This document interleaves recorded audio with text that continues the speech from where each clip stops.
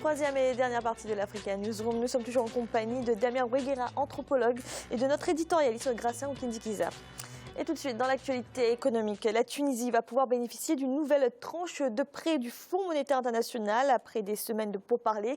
Il s'agit de 319 millions de dollars. Pour rappel, le programme appuyé par le mécanisme élargi de crédit porte sur un prêt total de 2,9 milliards de dollars et vise à assurer la pleine réalisation des réformes engagées depuis mai 2016. Siamo Victoria Sedichi. Après des semaines de négociations, les autorités tunisiennes ont trouvé un accord avec le Fonds monétaire international. Cet accord permettra le déblocage d'une nouvelle tranche de prêt de 319 millions de dollars. Une première tranche de 320 millions de dollars a été déjà décaissée en juin 2016. Il s'agira pour cette nouvelle tranche de poursuivre le programme de réforme engagé depuis mai 2016. Le gouvernement a réalisé des progrès encourageants dans la mise en œuvre des réformes qui avaient été retardées, pour ainsi s'attaquer aux barrières structurelles qui pèsent sur l'économie tunisienne. Parmi les importants volets de ce programme, il convient de mentionner les nouveaux textes de loi sur l'investissement et la concurrence, les travaux d'établissement d'une nouvelle instance constitutionnelle chargée de la lutte contre la corruption et les mesures de réforme des banques et des entreprises publiques. La réforme fiscale du système bancaire public, des caisses de compensation ou encore la loi sur les investissements sont les programmes appuyés par le mécanisme élargi de crédit qui porte sur un prêt total de 2,9 milliards de dollars. Le versement de la deuxième tranche de prêt, qui était initialement prévu en décembre 2016, avait été reporté par le Fonds monétaire international pour manque de progrès dans sa mise en œuvre par les autorités tunisiennes. Le FMI s'est trouvé dans l'obligation d'arrêter le paiement des tranches de ce deuxième prêt de 3 milliards de dollars depuis décembre dernier. Le gouvernement tunisien s'est trouvé face à une situation très difficile, ou bien il allait continuer à utiliser cet argent pour d'autres destinations, en particulier pour payer les augmentations à droite et à gauche qu'il négociait pour avoir une sorte de paix sociale à très court terme, ou bien il allait s'attaquer à la reconquête de la confiance du FMI. La Tunisie a déjà établi un calendrier visant à encourager les investissements privés en vendant les participations de l'État dans 3 banques publiques et en supprimant jusqu'à 50 000 emplois dans le secteur public en 2017. Cette nouvelle tranche, si elle est bien gérée, permettra à la Tunisie de relever le déficit de sa balance commerciale qui s'était creusé à 6% du produit intérieur brut en décembre 2016. Gracien, que signifie le déblocage de cette nouvelle tranche de prêt que la Tunisie a montré des progrès? Oui, on peut dire que la Tunisie essaie d'être un bon élève du FMI. Mais disons que dans les mesures demandées par le FMI ne change pas ce qui s'est passé avec les politiques d'ajustement structurel. Ils essaient de revenir d'une façon ou d'une autre. Là, ils demandent, et la Tunisie a essayé de faire... Disons, il y a des fonctionnaires qui ont été licenciés, donc pour diminuer la masse monétaire en circulation. Un pays qui a 3% d'inflation, on lui demande de faire plus pour aller où? Parce qu'on se trompe, même les gens de la FMI, même de la Banque mondiale, se trompent à propos de cette inflation. Dans les pays africains, sans l'inflation, même dans d'autres pays, les pays européens, il y a moins de progression parce qu'il y a une lutte acharnée contre l'inflation. Or, l'inflation, quand les prix augmentent d'une manière qui est coordonnée avec la production, c'est-à-dire que les gens, ils ont des revenus, ils achètent. Donc, on demande à la Tunisie de faire beaucoup d'efforts. Ce n'est pas une bonne voie, même si, disons, le gouvernement a essayé de négocier les syndicats pour qu'il y ait moins d'arrêt de travail, qu'il y ait moins de grève. C'est une bonne chose, mais en principe, l'argent du FMI, on donne de l'argent finalement pour, disons, je veux dire, entre guillemets, massacrer son économie propre. Ce n'est pas une bonne chose. Alors justement, vous parliez des fonctionnaires. Le FMI appelle à mettre en œuvre la stratégie de réforme de la fonction publique afin de diminuer la masse salariale. C'est nécessaire? Non, ce n'est pas du tout nécessaire parce que les fonctionnaires sont des consommateurs. S'il n'y a pas de consommateurs, ça veut dire qu'il y a des boutiques qui vont fermer, il y a des emplois qui vont disparaître parce que ce sont des fonctionnaires qui consomment. Le FMI se braque sur la fonction publique. Or, la fonction publique a son action. Il suffit de développer les actions de cette fonction publique, l'orienter vers la facilité des entreprises, la facilité d'autres choses. Donc, c'est pour aider l'économie à redémarrer, non pas de faire des réformes pour la fonction publique. Merci. Dans l'actualité également, la lutte contre le blanchiment d'argent et le terrorisme freine l'interchangeabilité des billets entre les deux grandes zones utilisant le franc CFA. C'est ce qu'ont annoncé les gouverneurs des deux banques centrales concernées. Ainsi, les billets de la zone UEMOA ne sont pas acceptés dans les pays de la CEMAC et inversement. Farba Maroun. Les gouverneurs des banques centrales des zones UEMOA, Union économique et monétaire ouest-africaine, et CEMAC, Communauté économique et monétaire de l'Afrique centrale, sont unanimes. La lutte contre le blanchiment d'argent et le terrorisme freine l'interchangeabilité des billets entre les deux grandes zones utilisant le franc CFA. L'UEMOA et la CEMAC, bien qu'émettant à partir de leurs banques centrales respectives le franc CFA ayant la même valeur, ces devises ne sont pas interchangeables dans ces deux zones monétaires. Aujourd'hui, les facteurs liés à la sécurité et les problématiques liées au blanchiment d'argent et au financement du terrorisme font que le maniement de l'argent liquide n'est pas quelque chose de tout à fait approprié. Nos équipes techniques se sont déjà mises en place pour travailler sur le dossier et permettre aux citoyens des deux zones de pouvoir utiliser facilement les moyens de paiement indifféremment dans l'une ou l'autre zone.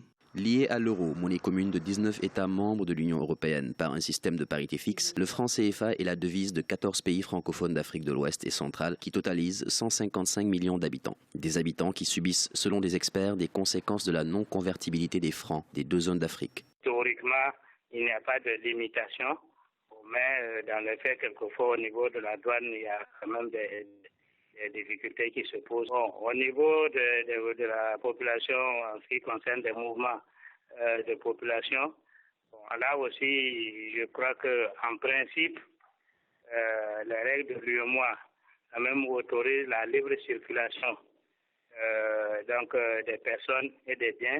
14 pays d'Afrique de l'Ouest et centrale utilisent le franc CFA. Les Comores, dont la monnaie est le franc comorien, et la France à travers ces trois collectivités du Pacifique utilisant le franc pacifique, sont eux aussi concernés par la zone franc. Contrairement à l'UEMOA et la CEMAC, les monnaies utilisées dans ces espaces sont certes indexées sur l'euro, mais à une parité fixe différente du franc CFA. Gracien, des francs CFA qui ne sont pas échangeables entre les deux grandes zones qui utilisent cette monnaie, c'est un véritable problème? Pas seulement un problème, mais vraiment c'est, moi je dirais, une sorte d'aberration. On peut pas. Ce sont les francs CFA qui dépendent de l'euro, la même convertibilité. Leur devise, la moitié des devises se trouve en France. Et ils ont le même parrain. Le parrain, c'est la France. Et il y a deux monnaies, deux zones ne peuvent pas convertir, échanger leur... Mais je ne vois même pas pourquoi il n'y a pas un seul franc CFA. Et on parle de blanchiment. Mais le blanchiment, ça se... Oui, alors est-ce que ça justifie ça ne se justifie pas du tout. Parce que le blanchiment, la corruption, se passe correctement, très bien, à 100%, entre le franc CFA et l'euro. On transfère facilement de l'argent de Côte d'Ivoire à Paris que de transférer de l'autre côté à Bangui. Donc ça ne se comprend pas. Cela veut dire que ça favorise quand il s'agit d'une pompe qui est en France et qui aspire la monnaie qui est en Afrique. Mais dès qu'on demande aux Africains d'échanger leur monnaie, qu'il y ait, on parlait de monnaie unique. Comment est-ce qu'on peut parler de monnaie unique alors que les gens qui ont la même monnaie, sauf seulement qu'on va dire c'est la partie de l'Afrique de l'Ouest et l'autre c'est l'Afrique centrale. Cela ne se comprend pas. Moi, je comprends mal comment même les économistes peuvent définir, dire qu'il y a des problèmes de blanchiment, qu'il y a des problèmes de terrorisme. Les terroristes n'ont pas besoin de francs CFA. Ils ont des dollars. Les dollars, c'est la monnaie qui sert pour les terroristes plus que le franc CFA. Donc, c'est vraiment, moi je dirais, c'est qu'on est... On est emprisonné par cette monnaie. Cette monnaie qu'on n'arrive pas à sortir. C'est vraiment la vraie colonisation. C'est la vraie colonisation qui est restée pour les Africains. Mais est-ce que ce problème peut être un frein au dynamisme des deux zones? Ça peut être une cause de ce manque de dynamisme économique? Bien sûr. S'il y avait des échanges, cela veut dire qu'on parle des échanges de libre circulation des biens et des services. Mais si vous circulez, que la monnaie, vous avez votre monnaie, on vous arrête à la frontière, vous laissez la monnaie de l'autre côté, donc cela ne se comprend pas. Ça freine l'économie, ce qui fait qu'il y a moins d'échanges entre l'Afrique de l'Ouest et l'Afrique centrale. Or, l'Afrique centrale a besoin du dynamisme de l'Afrique de l'Ouest pour se développer. Et il y a beaucoup de choses, on voit même, comme il n'y a pas d'échange de monnaie, même les peuples ne voyagent pas vraiment dans la partie de l'Afrique centrale. Et le problème, c'est qu'on a les gens de l'Afrique de l'Ouest ou de l'Afrique centrale, leur regard est tourné vers Paris, au lieu de tourner le regard d'Abidjan, on regarde Libreville, on regarde Bangui. Non, tout le monde regarde vers Paris où se trouve leur monnaie. je pense qu'il faudra vraiment évoluer pour Alors, dépasser ça. si le blanchiment d'argent n'est pas une cause ou n'est pas la justification de ce problème, quelles peuvent être les raisons qui font qu'ils ne veulent pas cette interchangeabilité des francs CFA? Mais les raisons sont politiques, parce que s'il y a l'interchangeabilité de ce franc CFA, s'il y a la même monnaie, pratiquement la même monnaie, après ils vont demander, ils vont évoluer en disant finalement, on a une monnaie à nous, une monnaie africaine, on va essayer de maîtriser notre monnaie, mais on dit quoi? On divise pour mieux régner. On divise pour mieux régner, on divise les Africains, ils ont la même monnaie, on dit vous n'avez pas la même monnaie, même si vous avez le franc CFA, l'autre franc CFA, et de cette façon, vous devez toujours regarder de l'autre côté, au lieu de dire on a une même monnaie, au moins dans la grande zone, on essaie de la faire africaine et on se détache de la France. Merci. Et tout de suite, notre chiffre du jour. L'Afrique du Sud a réintégré le classement des 25 pays les plus propices aux investissements directs étrangers. Après une absence de 2 ans, la nation arc-en-ciel s'installe au 25e rang dans cette édition 2017. L'Afrique du Sud a réintégré l'indice en raison de l'important potentiel d'investissement à long terme dans le secteur manufacturier. Grâce, c'est une surprise que l'Afrique du Sud réintègre ce classement au regard de sa situation actuelle? Ce n'est pas une surprise parce que les 500 entreprises qui jugent ne jugent pas en fonction de l'économie, de l'état d'économie d'Afrique du Sud ou de la redistribution des ressources. C'est parce qu'il y a les banques qui se portent bien, il y a les mines avec des ouvriers qui ne sont pas très bien payés. Si je veux faire les affaires, les ouvriers ne sont pas bien payés, c'est-à-dire je vais gagner plus. C'est-à-dire que les hommes d'affaires voient un endroit où ils peuvent gagner plus. Et en plus, l'instabilité politique, finalement, protège les hommes d'affaires parce que les gens, ils parlent de la politique, ils ne vont pas regarder en fin de compte ce qui se passe au niveau de l'économie. Et il y a beaucoup de spéculation sur la monnaie. Ça avantage les hommes d'affaires, les grosses entreprises qui gagnent sur l'Afrique du Sud, qui rachètent des entreprises à bas coût. Donc c'est une bonne chose pour les entreprises, mais pas pour le peuple sud-africain. Alors on parle dans ce classement du potentiel du secteur manufacturier. C'est un secteur qui peut porter l'économie sud-africaine? Oui, il y a des gens qualifiés, des ouvriers qui sont très bien qualifiés, qui peuvent produire plus. On voit bien, il y a des analystes qui voient bien que l'Afrique du Sud peut fabriquer pour l'Afrique. Mais aujourd'hui, l'Afrique du Sud ne le fait pas. Et donc, du coup, les investisseurs, ils voient, disons, un avenir pour cette économie. Et éventuellement, il y a d'autres qui voient l'après Zuma, parce que Zuma a mis à terre l'économie. On se dit, après Zuma, l'économie va redémarrer et donc il y aura beaucoup de bonnes affaires à faire en Afrique du Sud. Alors justement, ça veut dire quoi finalement? Que les investisseurs ne sont pas effrayés par toutes ces affaires autour du président Jacob Zuma? Non, les investisseurs, ils regardent à long terme. Ça, c'est du court terme, c'est ce qui se passe aujourd'hui. Ils savent bien que les Sud-Africains sont capables de rebondir, que Zuma ne va pas rester au pouvoir.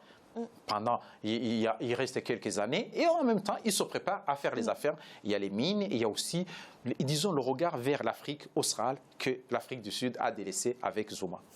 Merci. C'est à présent la fin de cette émission. Demain, retrouvez le 4e volet de cette semaine consacrée à la coopération Sud-Sud. Damien Weguera, merci d'avoir été avec nous. Et Gracien, merci d'avoir été là. Merci Fanny, bonsoir à tous. Et merci à vous de nous avoir suivis. À bientôt dans l'Africa Newsroom.